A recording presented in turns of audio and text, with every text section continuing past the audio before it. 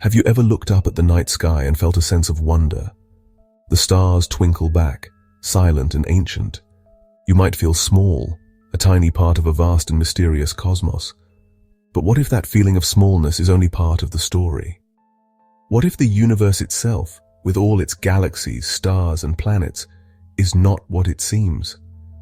This is a question that has puzzled thinkers for centuries, long before computers were even a dream. The world we touch, see, and experience feels incredibly real. The coffee you drink, the air you breathe, the ground beneath your feet, it all seems solid and undeniable. But human senses can be tricked. We see mirages in the desert. We hear phantom sounds in the quiet of the night. Our brains are powerful, but they interpret reality based on the information they receive. What if the information itself is being fed to us? This is not just a philosophical game. It's a deep question about the very nature of existence.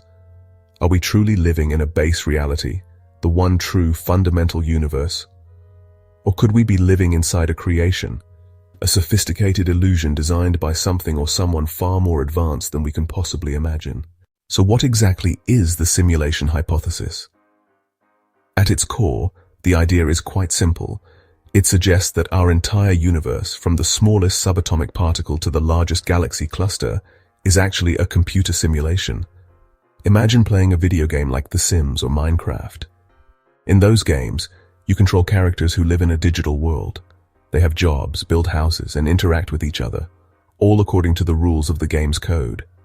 The simulation hypothesis proposes that we are like those characters. Our lives, our thoughts, and our feelings could all be the product of complex calculations running on a colossal computer. This computer would have to be unimaginably powerful, of course. To simulate an entire universe with billions of galaxies, each containing billions of stars, is a task beyond any technology we currently possess. Some theorists have suggested that such a computer might need to be the size of a star, or even a galaxy. This computer would be the true reality, the base layer of existence. Our universe would be just one of many programs it could run. To understand this better, think about your own computer. When you watch a movie, you see people, cities, and entire worlds on your screen. The idea that our world is an illusion is not new. The ancient Greek philosopher Plato talked about prisoners in a cave who mistook shadows on a wall for reality. In the 17th century, René Descartes wondered if an evil demon was deceiving him into believing in a false world. For most of history, however, this was purely a philosophical exercise. But in the 21st century, something has changed. The rapid advancement of our own technology has brought this old question roaring back to life, moving it from the realm of fiction into the world of serious scientific debate. The main driver of this shift is the exponential growth of computing power. Every year our computers get faster and our video games get more realistic. This line of reasoning was famously crystallized by the philosopher Bostrom in 2003. He proposed what is now known as the simulation argument. Bostrom argued that one of three propositions must be true. Either civilizations like ours almost always go extinct before developing the technology to run ancestor simulations, or advanced civilizations lose interest in creating such simulations, or we are almost certainly living in a simulation. Given the trajectory of our own technology and our fascination with our past, the third option starts to look surprisingly probable. If we are living inside a computer program, could we find evidence of it? This is the exciting part where science gets involved. Physicists are actively looking for glitches in the matrix, small inconsistencies in the fabric of reality that might betray its simulated nature. One of the most promising areas of research is the very structure of space and time. In our computer games, the world looks smooth, but it's built on a grid of pixels. Some scientists, like Silas Bean at the University of Washington, propose that our universe might have a similar underlying grid. How could we possibly detect such a grid? One idea is to look at the behavior of very high-energy particles called cosmic rays. As these particles travel across the vastness of space, their energy should be affected if they are moving across a grid. If our universe is a simulation, what are its building blocks? In a video game, the world is made of pixels on a screen and polygons that form shapes. The fundamental unit is a bit of information, a 1 or a 0. Could our reality be built from something similar? Physicists have long been on a quest to find the most fundamental particles of matter. They have smashed atoms apart to discover quarks, leptons, and bosons. These tiny particles seem to be the basic ingredients of everything we see. But what if they are not fundamental at all? In a simulated universe, these particles would simply be the product of the underlying code. One of the most powerful arguments for the simulation hypothesis comes not from physics or philosophy, but actually from our own living rooms. Think back to the earliest video games like Pong in the 1970s. It was just two white rectangles and a square dot, all on a black screen. Now, fast forward to today. Look at the most advanced video games on the market. They feature photorealistic graphics that, sometimes, can be mistaken for live-action film. In just a few decades, we have gone from a simple white dot to creating digital worlds of breathtaking complexity and realism. This incredible pace of progress is the key. If we have come this far in just 50 years, where will we be in another 50?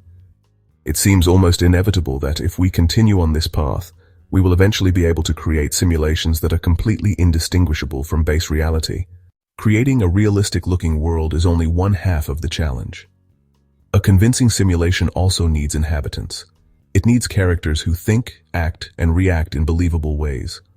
Modern AI is now capable of much more. We have AI that can compose music, write poetry, and create stunning works of art. Imagine a future where every character in a simulated world is powered by an advanced AI. They wouldn't be following a script. They would be living their own digital lives based on their own learning and experiences within the simulation. From their perspective, their thoughts and feelings would be entirely their own. How could they ever know that their consciousness was the product of incredibly complex algorithms running on some vast computer? The final piece of the technological puzzle is virtual reality, or VR, and augmented reality, or AR. These technologies are designed to directly interface with our senses, tricking our brains into accepting a digital world as a real one. When you put on a modern VR headset, your eyes see a new world, your ears hear its sounds, and haptic feedback suits can even let you feel virtual objects. Think about the ultimate conclusion of this technology. We might one day have a direct neural interface, a device that can feed a simulated reality directly into our brains. In such a system, the simulated world would be indistinguishable from the real one. You could experience a trip to Mars, a tour of ancient Rome, or a flight through a fantasy landscape with a level of realism that would be absolute. The simulation hypothesis has a powerful grip on the human imagination, reaching way beyond the labs of physicists and the halls of philosophy departments. Movies like The Matrix, Inception, and The 13th Floor have brought this mind-bending concept to a global audience.